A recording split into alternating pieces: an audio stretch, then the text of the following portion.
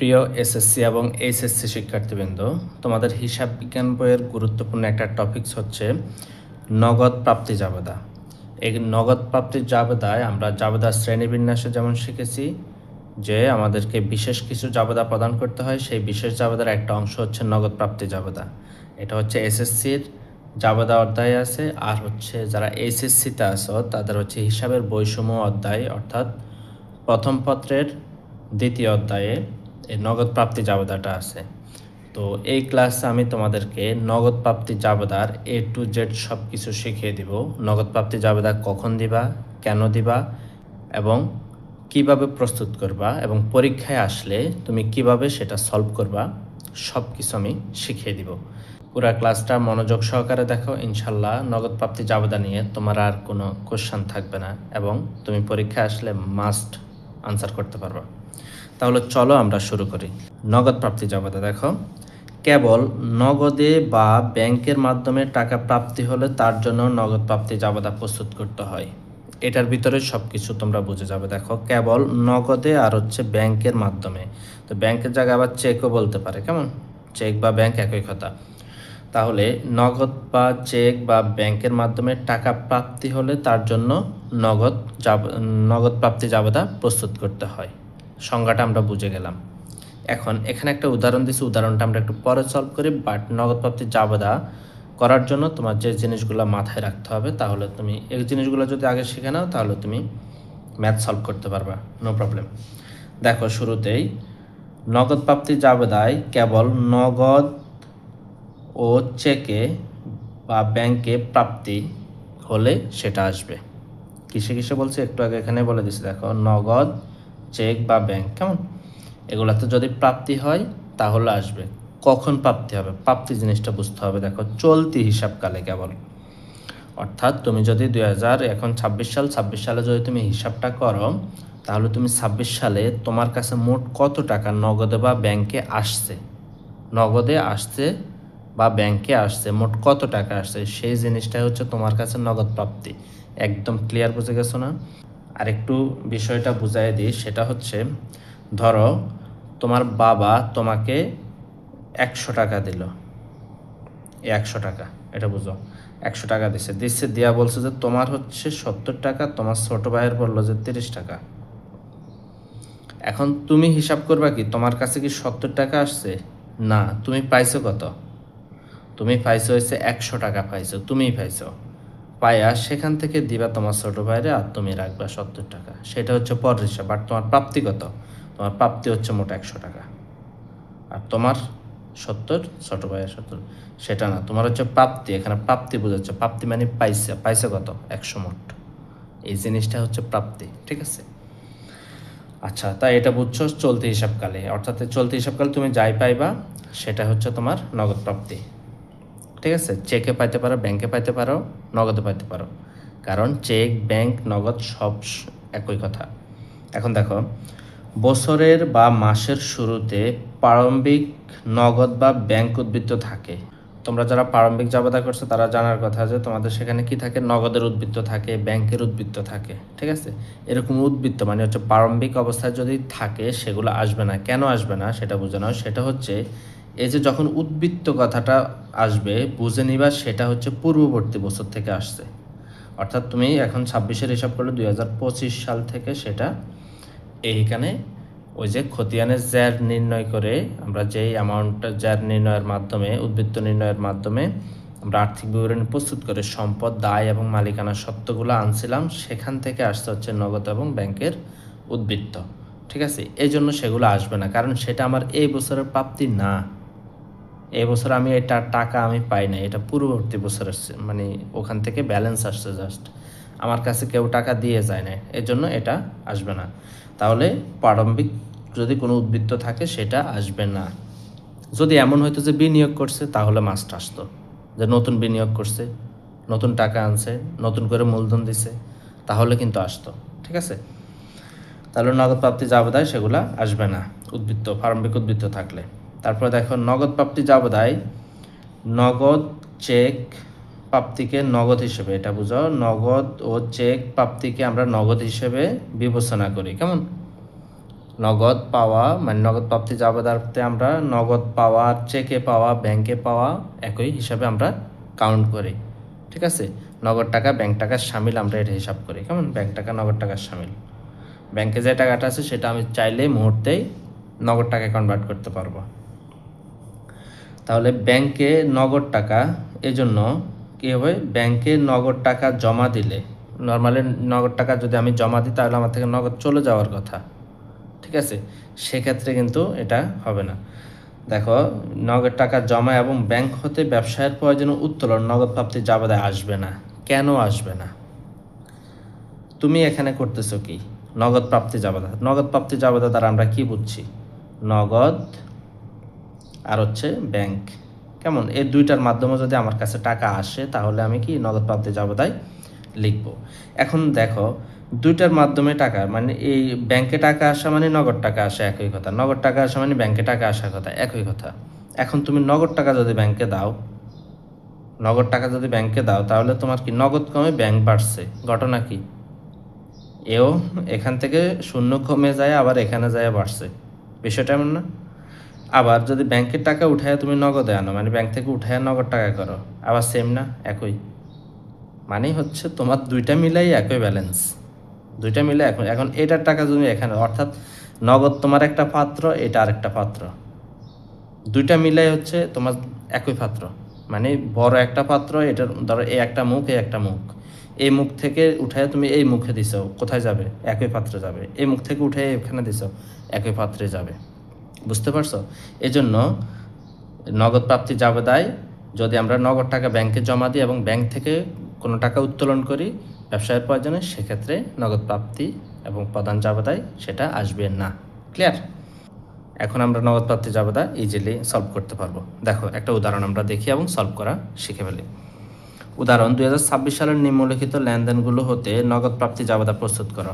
নিম্নলিখিত কিছু লেনদেন দিছে। দেখো, ব্যবসায়ে 50,000 টাকা মূলধন বিনিয়োগ, তাহলে এখানে কি ব্যবসায়ে নগদ টাকা আসছে। কেমন? নগদ টাকা আসছে, এটা তো আমরা পেয়ে গেছি, নগদ টাকা আসছে। নগদে বিক্রয়, তাও নগদ টাকা আসছে। দেনাদারের 20,000 টাকার পাওনা, মানে দেনাদারের কাছ থেকে 20,000 টাকা পাইতো, বলছে 10% বাট্টায় প্রাপ্তি, মানে ওই টাকাটাই 10% বাট্টায় পাইছে। বাট্টায় পাইছে মানে বুঝছো নি? মানে হচ্ছে টাকাটা আদায় করতে তাকে আবার কিছু ছাড় দিতে হয়েছে, ভাই কম দিলেও দেন, আমার টাকাটা দিয়ে দেন, এভাবে করে নিয়ে আসছে আর কি। আচ্ছা, অঙ্কে তোমাদেরকে বুঝিয়ে দিচ্ছি। দেখো, 30 তারিখ বলছে বিনিয়োগের লভ্যাংশ প্রাপ্তি 2,000 টাকা, এই টাকাটাও কি নগদে পাইছে। উদাহরণ আমরা বুঝে গেছি, এখন আমরা একটু ম্যাথটা সলভ করে দিই। দেখো, নগদ প্রাপ্তি জাবেদা আমরা হেডিং দিলাম, এখন কলাম কয়টা হবে? নগদ প্রাপ্তি এবং নগদ প্রদান জাবেদা এগুলো সাধারণত বহু করা হয়। বহু করা মানে অনেকগুলা কলাম থাকে। যারা হচ্ছে ব্যবসা প্রতিষ্ঠানে কাজ করি তারা বুঝি যে অনেকগুলো, এখানে আমি অল্প কয়েকটা নিচ্ছি বাট ওখানে অনেকগুলা থাকে, আরও বেশি। যদি তুমি যত জায়গা থেকে নগদ আসে সেগুলো কাউন্ট করো, অনেকগুলা আইটেম থেকে আমাদের নগদ প্রাপ্তি হয়ে থাকে। তো এগুলো যদি আমরা ইন্ডিভিজুয়ালি সবগুলোর জন্য কলাম টানতে যাই আমাদের খাতায় জায়গা হবে না। ঠিক আছে, তো আমরা এখানে দেখো কি লিখছি, নর্মালি তারিখ, ক্রেডিট হিসাব খাত, অর্থাৎ আমার নগদ টাকাটা আসবে কার থেকে? যার থেকে আমার কাছে আসবে তারা হচ্ছে আমার ক্রেডিট হিসাব খাত। নগদ প্রাপ্তি মানে কি? প্রাপ্তি মানে কি? পাবো, আমার কাছে আসবো। তো আমার কাছে যদি নগদ আসে সেক্ষেত্রে কি হবে? ডেবিট হবে। তাহলে আমি নগদ ডেবিট করতেছি, তাহলে পাবো কার থেকে? যারা ক্রেডিট হয়েছিল তাদের কাছ থেকেই পাবো। কেমন? আচ্ছা, তাহলে খতিয়ান পৃষ্ঠা, এই খতিয়ান পৃষ্ঠা কেবল জাবেদা বইয়ে আর হচ্ছে জাবেদা বইয়ে হচ্ছে খতিয়ান পৃষ্ঠা ব্যবহৃত হয়, আর হচ্ছে খতিয়ান বইয়ে জাবেদা পৃষ্ঠা ব্যবহৃত হয়। কারণ হচ্ছে এই কত নং পৃষ্ঠা থেকে এটা খতিয়ানে নেবে আর খতিয়ানের কত নং পৃষ্ঠায় জাবেদাটা বসাবে, এই জিনিসটাই। দেখো, নগদ ডেবিট মানে হচ্ছে নগদান হিসাব ডেবিট, মানে আমার জাবেদাটা আর কি, এটা হচ্ছে জাবেদা, নগদান হিসাব ডেবিট। এখন এই নগদ টাকা আদায় করতে আমার কি লাগবে? পাওনা মানে যদি আমি কারো কাছ থেকে টাকা পাই, তার কাছ থেকে নগদ টাকাটা আদায় করার জন্য তাকে আমি কিছু ছাড়ও দিতে হবে মাঝে মাঝে। ঠিক আছে, যেমন এখানে দিতে হয়েছে এই 10% বাটটা দিতে হয়েছে তাকে, তাহলে সেটা হচ্ছে প্রদত্ত বাটটা হবে। আমি যদি তাকে ছাড় দিই সেক্ষেত্রে হচ্ছে প্রদত্ত বাটটা, এটা আবার নগদ বাটটা কিন্তু। কেমন? তো সে বাট্টাটা আমার জন্য একটা খরচ হবে, সেই জন্য খরচ সবসময় ডেবিট হয়। কেমন? তাহলে আমি নগদান ডেবিট ফাইলাম আর হচ্ছে প্রদত্ত বাট্টা ডেবিট ফাইলাম। এখন নর্মালি আমরা কার কাছ থেকে টাকা পাই? নর্মালি আমরা বিক্রি করলে টাকা পাই, নর্মালি দেনাদারের কাছ থেকে আমরা টাকা পাই। এই দুইজন হচ্ছে একদম নর্মালি পাই, মানে বেশিরভাগ ইউজ হয়। আরও অন্যান্য সেক্টর থেকেও আমরা পাই, যেমন কমিশন পাই, তারপরে শিক্ষানবিশ স্যালামি পাই, তারপরে আসবাবপত্র বিক্রি করলে পাই। ঠিক আছে, বিভিন্নভাবে কিন্তু আমাদের কাছে টাকা আসতে পারে। তো সেগুলোর আমরা সবগুলারে অন্যান্য হিসাব লিখে দিয়ে দিলাম। ঠিক আছে, আর হচ্ছে প্রাপ্য হিসাবের জন্য আলাদা রাখলাম প্রাপ্য মানে দানাদার, বলে যায় না কেমন, প্রাপ্য মানে দানাদার কেমন। তো প্রাপ্য হিসাব ক্রেডিট, তার থেকে যদি আমি টাকা পাই সে ক্রেডিট হবে, আর বিক্রয় তো ক্রেডিট হয়, বিক্রয় করলে আমার টাকা আসে। এখন বুঝতে হবে তোমার শুধু নগদে আর হচ্ছে ব্যাংকে, চেকে, কেমন। আশা করি কলামটা বুঝে গেছো। এখন আমরা পোস্টিং দেওয়াটা শিখি। এখানে আমরা ডেট তারিখটা লেখো 2026, কেমন। 2026-এর মে মাস, মের 1 তারিখে দেখো ব্যবসায়ী মূলধন বিনিয়োগ কত টাকা, 50,000 টাকা। তাহলে কি বাবদ আমার কাছে আসছে, ক্রেডিট হিসাব কাটকে, নগদান হিসাব ডেবিট, মূলধন হিসাব ক্রেডিট, কেমন। তাহলে এখানে লেখো মূলধন, মূলধন হিসাব লেখো, মূলধন হিসাব লিখছ, লিখে হচ্ছে খতিয়ান পৃষ্ঠা কিছু নাই, নগদ টাকা ডেবিট হয়েছে, কেমন। এই 50,000 টাকা নগদে আসছে আমার। এই টাকাটা কোথায় থেকে আসছে, কি প্রদত্ত বার্তা দিতে হয়েছে টাকা আনতে, না। বিক্রয় থেকে বিক্রয় হয়েছে, এ টাকার বিনিময়ে কি বিক্রয় হয়েছে, না। প্রাপ্য হিসাব মানে দানাদারের কাছ থেকে পাইছি, না। অন্যান্য হিসাব, তো অন্যান্য কে, অন্যান্য ধরো বিভিন্ন দিক থেকে আসতে পারে, ওই যে বলছে সম্পত্তি বিক্রয়, এখানে হচ্ছে বিনিয়োগ করছে মানে হচ্ছে মূলধন হিসাবে আসছে, তাহলে মূলধন হিসাবে আসছে। তাহলে আমরা অন্যান্যর ঘরে লিখতে পারি, কেমন, অন্যান্যর ঘরে লিখলাম। এই টাকাটা মানে হচ্ছে নগদান হিসাব ডেবিট হয়েছে আর মূলধন হিসাব ক্রেডিট হয়েছে। দেখো একটা ক্রেডিট একটা ডেবিট, দুদিক ঠিক আছে, ক্লিয়ার। শেষ 1 তারিখ, এখন দেখো 5 তারিখ, তোমরা এবার পারবা। দেখো 5 তারিখটা আমার আগে পারো। নগদে বিক্রয় 30,000 টাকা, তোমরা বলে দাও কি হবে এখানে, বিক্রয় হিসাব, কারণ আমি নগদান হিসাব করতেছি, কেমন। তাহলে এটা যাবে দেখি নগদান হিসাব ডেবিট, বিক্রয় হিসাব ক্রেডিট, তাহলে এখানে আমরা লিখলাম বিক্রয় হিসাব, বিক্রয় হিসাব, ঠিক আছে। লিখে নগদান হিসাব কী হয়েছে, বিক্রয়ের পরে আমি টাকা পাইছি, নগদে পাইছি না। এখানে যদি নগদ না বলে ব্যাংক বলতো তাহলে আমরা কি লিখতাম, ব্যাংক হিসাব লিখতাম। তো ব্যাংক হিসাব আর নগদান হিসাব আগে, এখানে আমরা অবলিক দিয়ে ব্যাংকও লিখতে পারি, সমস্যা নেই, কারণ আমরা শিখছি যে নগদ টাকা আর ব্যাংক টাকা একই কথা, ক্লিয়ার। তাহলে এখানে লেখো নগদান হিসাব ডেবিট হয়েছে 30,000 টাকা, নগদ টাকা আমি পাইছি, কিসের বিনিময়ে টাকাটা আসছে, বিক্রয় হিসাবে। তো বিক্রয় নামে কিছু আছে কিনা আমাদের, হ্যাঁ এই যে বিক্রয় ক্রেডিট আছে, তাহলে বিক্রয়কে ক্রেডিট করে দাও 30,000। কোনো বুঝতে অসুবিধা আছে, আশা করে থাকার কথা না, বুঝে যাচ্ছ, দেখছো। এখন দেখো তারপরে 15 তারিখ কি বলছে, দানাদারের 20,000 টাকার পাওনা, মানে দানাদারের কাছ থেকে 20,000 টাকা আমরা পাওনা ছিলাম, সেই টাকাটা বলছে 10% বাট্টায় পাইছি, মানে 10% বাট্টায় এই টাকাটা আমরা আদায় করে আনছি। তার মানে টাকা আদায় করতে তাকে আমরা 10% ছাড় দিতে হয়েছে। টাকা দেয় না, ঘুরায় আসে না, এরকম মানুষ থাকে না, টাকা দেয় না। তাহলে সে কে হবে, সে আমাদের প্রাপ্য হিসাব, কেমন, বা দানাদার হিসাব লেখো, প্রাপ্য হিসাব, যেহেতু আমরা এখানে প্রাপ্য লিখছি, প্রাপ্য লিখি প্রাপ্য হিসাব।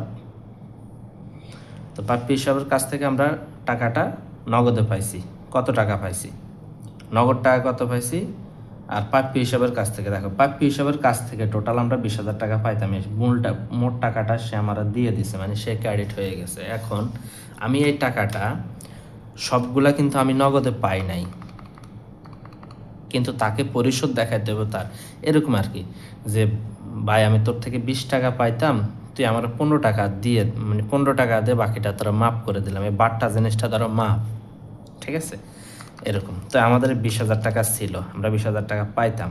তো এই জিনিসটারে বলছে যে 10% আমরা কি দিছি, ছাড় দিছি, মানে 2,000 টাকায় ছাড় দিয়ে দিছি, মানে এই 2,000 টাকা জিনিসটা আমার কি হয়ে গেছে, বাট্টা হয়ে গেছে, ক্লিয়ার, মানে এটা ছাড় দিছে। তাহলে সে আমার নগদ কত দিছে, 18,000 টাকা, বুঝতে পারছো।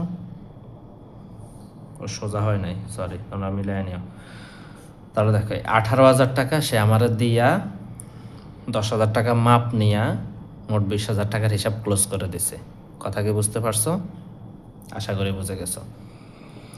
তারপর না বুঝলে কমেন্ট করবা, আমি ইনশাল্লাহ রিপ্লাই দেবো তোমাদেরকে। তারপরে দেখো 30 তারিখ কি বলছে, বিনিয়োগের লভ্যাংশ প্রাপ্তি, এই টাকাটা আমরা পাইছি নাকি। তো এই টাকাটা পাইলে কি হবে? নগদে পাইছি, এখানে নগদ ব্যাংক কিছুই বলে নাই। যদি এরকম প্রাপ্তি হয়, প্রাপ্তি মানে যখন তুমি পাইছো তখনই প্রাপ্তি, মানে পাইছো মানে প্রাপ্তি। আর প্রাপ্য মানে পাবো, পাই নাই এখনো, পাবো। প্রাপ্য মানে কি? পাবো। এই যে এখানে বুঝো, কই জানি লিখলাম, এই যে এই প্রাপ্য। প্রাপ্য মানে কি? প্রাপ্য মানে পাবো। কার কাছ থেকে আমরা পাবো? দেনাদারের কাছ থেকে আমরা পাবো নাকি? এই জন্য হচ্ছে প্রাপ্য। তার কাছ থেকে আমরা পাই নাই, মানে পেয়ে গেলে তো গেছি, সেটা পরে। বাট সে কেন প্রাপ্য হিসাবে আমাদের? আমরা তার কাছে টাকা পাবো, তাই পাবো যে জিনিসটা সেটা হচ্ছে প্রাপ্য, আর যেটা পেয়ে গেছি সেটা হচ্ছে প্রাপ্তি। ক্লিয়ার? তাহলে এখানে বিনিয়োগের লভ্যাংশ প্রাপ্তি 2000 টাকা, তার মানে 2000 টাকা আমরা পাইছি। তো কিসের বিনিময়ে পাইছি? লভ্যাংশ। কেমন?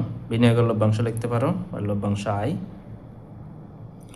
লভ্যাংশ আয় বা প্রাপ্তি। এখানে প্রাপ্তি লেখো, একই কথা। নগদান হিসাব ডেবিট, এই টাকাটা পাইলে কি হয়েছে? নগদান হিসাব ডেবিট, লভ্যাংশ হিসাব ক্রেডিট। কেমন? তাহলে ক্রেডিটটা আমরা লিখছি লভ্যাংশ হিসাব। তো লভ্যাংশ হিসাব নামক কোনো আমাদের ঘর নাই, কারণ এতগুলো আনলে আমাদের খাতায় জায়গা হবে না। তো আমরা অন্যান্য হিসাবে এই টাকাটা লিখে ফেলতে পারবো। কেমন? 2000 টাকা আমরা এখানে অন্যান্য হিসাবে লিখলাম। আর বিনিময়ে আমি টাকা পাইছি নগদে, কেমন? 2000 টাকা। ঠিক আছে, এই তো শেষ, আমাদের আর কিছু নাই। এখন কি করবা? এখন হচ্ছে সবগুলারে হিসাব টেনে দিবা। হিসাবটা আনো, যোগ করো। 50, 30, 80, 80,000 প্লাস 18,000 প্লাস 2,000, 1 লক্ষ টাকা। 1 লক্ষ টাকা। আর এখানে তো 2,000, এটা আর হিসাব করার কিছু নাই। এখানে 30,000,